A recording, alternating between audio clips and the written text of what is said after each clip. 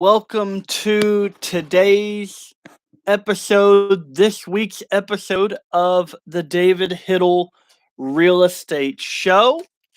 I'm proud as always to provide my audience with information and facts about the market, and through the education, through the learning of facts and information, we ultimately make better decisions, which is, of course, always important. My name is David Hittle.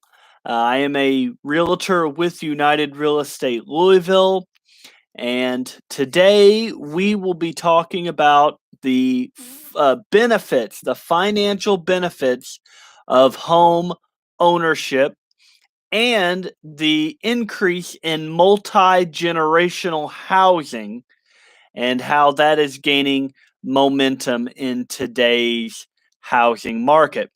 If you are interested in real estate at all in any type of capacity, whether it is you want to see tours of homes, whether it is you're interested in buying or selling a home, go ahead and click that subscribe button down there in the lower right hand corner of the screen, and it will make sure that you are aware whenever I am about to do either a live or a YouTube video, maybe a tour, um, whatever happens to be going on in the market. You will be well aware and well versed in what is going on. So today, home ownership is full of financial benefits. And of course, we know that. We all know that. We know that owning a home is part of the American dream. Owning a home is part of a huge accomplishment for a lot of people. And it is something that is uniquely American. I think there are two things that are really uniquely American. One is learning how to drive. That usually seems like a rite of passage for us. And number two is owning your own home, because that is not available, that is not guaranteed everywhere, like it is here in America. So, a Fannie Mae survey recently revealed some of the most highly rated benefits of home ownership. And these benefits continue to be key drivers in today's power packed housing market. If you didn't know that our housing market is just running wild like crazy, it would almost be like you're living under a rock. There are for sale signs everywhere. There are many, many buyers available and looking for homes. And according to the latest survey by the National Association of Realtors, today we are about 3.8 million homes short of what we need to keep up with demand. So 3.8 million homes is a lot of homes. But back to the survey, these key drivers are the top 4 financial benefits of owning a home according to consumers. Number 1, with 88%, was owning a home gives you a better chance of saving for retirement. Number 2 on this list was at 87%, was owning a home is the best investment plan. Number 3, actually tied with number 4 on the list at 85%, the chance to be better off financially is the reason for owning a home. And number 4, again tied with number 3, the chance to build up wealth. So first off, we're going to talk about that wealth portion, the wealth portion of that statement. Did you know that homeowners have a higher net worth than renters?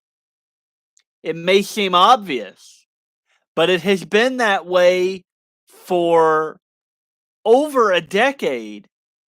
And that wealth gap, that net worth gap is widening. Back in 2010, the average net worth for a renter was $5,400. The average net worth for a homeowner back in 2010 was $187,000. That's a big gap, but that gap has only been widening. In 2019, which is the earliest data that we have, the average net worth for a renter had increased to $6,300. But the average net worth for a homeowner had skyrocketed to $255,000. So the number one benefit for home ownership, at least versus renting, is that homeowners have a higher net worth on average. Another benefit for home ownership is the equity portion. When you rent a home, you are paying, basically you're paying a mortgage, but you're paying someone else's mortgage. The tax benefits are not there for you. The equity benefits are not there for you. They're there for the landlord. They're there for the homeowner. So equity is a huge part of owning a home, and it's a huge reason to own a home. The homeowners grew their equity by $26,300 over the last 12 months alone. Think about that. Here in Louisville, we had an average home value increase or home equity increase of about 9% from 2019 into the end of 2020, the end of 2019 to the end of 2020. The Louisville housing market saw on average an increase of 9% in home values. That's your equity. That's a big chunk of equity that you don't see when you are renting. And then when you look at renters versus homeowners based on their income level, it is even more shocking. For a homeowner that makes less than $26,000 a year, their net worth on average is $103,000. But that same income level with a renter is only about $1,000. That is a huge difference, a difference of $102,000. When we get to the middle of the road income between $74,000 and $127,000, you're looking at a homeowner with a net worth of on average of $261,000 versus a renter at $34,000. So owning a home is a big draw and a big increaser of your net worth. And most of the time, that net worth that you are seeing, that increase, is the value of their home. And as that increases, their net worth increases. When a renter's value of their home increases, the renter doesn't see any part of that at all. A Harvard study for older Americans, it was a study of homeowners and renters over the age of 65. And it revealed the following, quote, "The ability to build equity puts homeowners far ahead of renters in terms of household wealth. The median owner age 65 and over had home equity of $143,500 and net wealth of $319,200. By comparison, the net wealth of the same age renter was just $6,700.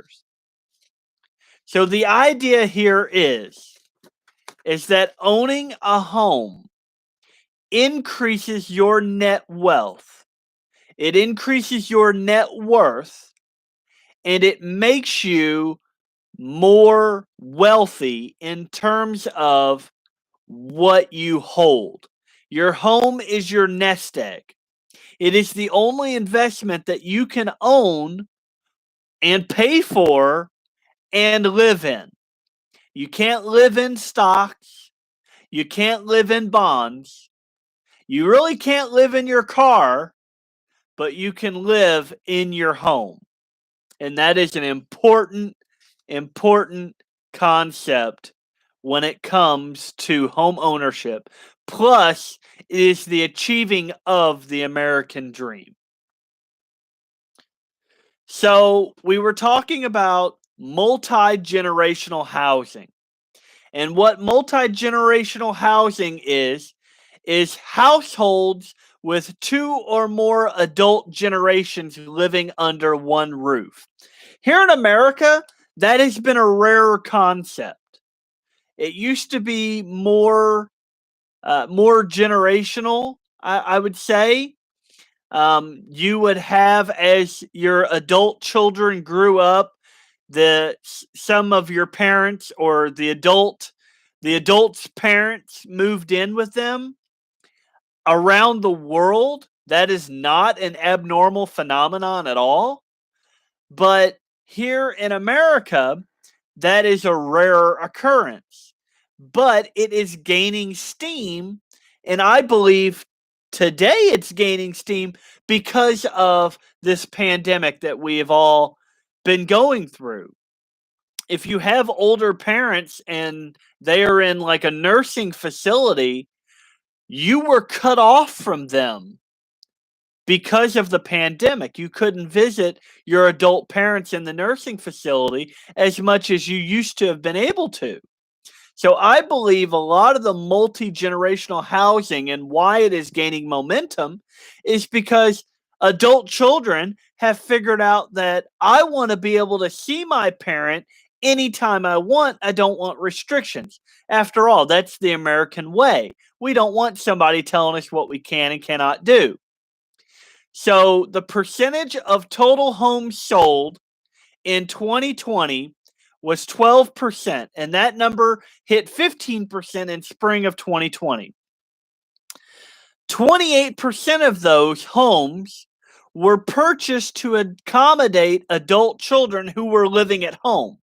So the reverse of what we were talking about. However, 25% of those homes were purchased to accommodate aging parents. So that was what we were talking about with the multi-generational. 28% of people bought homes in order to accommodate their adult children who were still living at home or who had come back to the home. But 25% of homes purchased were purchased to accommodate aging parents. So again, that was the play here. Most common age range for home buyers was between 41 and 55, and that number was followed closely by 75 to 95-year-olds. And the benefits of all that, and I talked about a few, but the benefits are a combined home buying budget. So not only do you have the adult children's budget, but you have the adult parents' budget as well. Combining those two together may be able to afford them a higher approval or be able to buy them a bigger house. More quality time. Of course, that's exactly what I was talking about with the adult parents who were living in nursing facilities. When the pandemic hit, the adult children could not visit as much as they wanted to. So a lot of people may have missed that quality time. Shared caregiving duties. The adult parents raised the adult children. Now the adult children have children.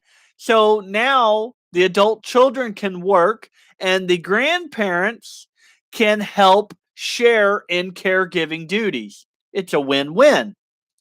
And last but not least, plenty of space for everyone. So those were the reasons.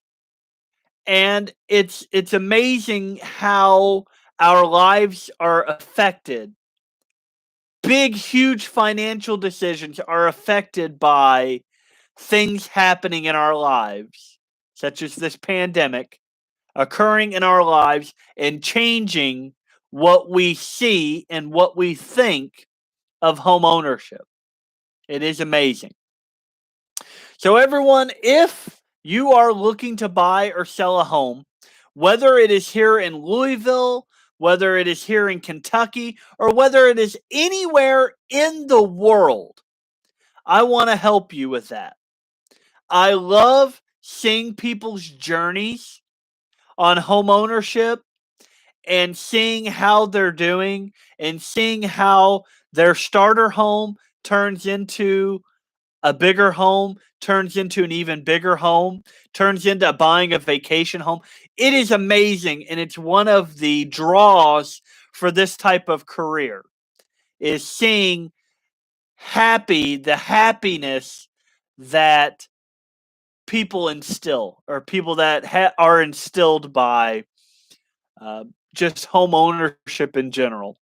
So, again, if you are looking to buy or sell anywhere in the world, please reach out to me. I would love to hear your story.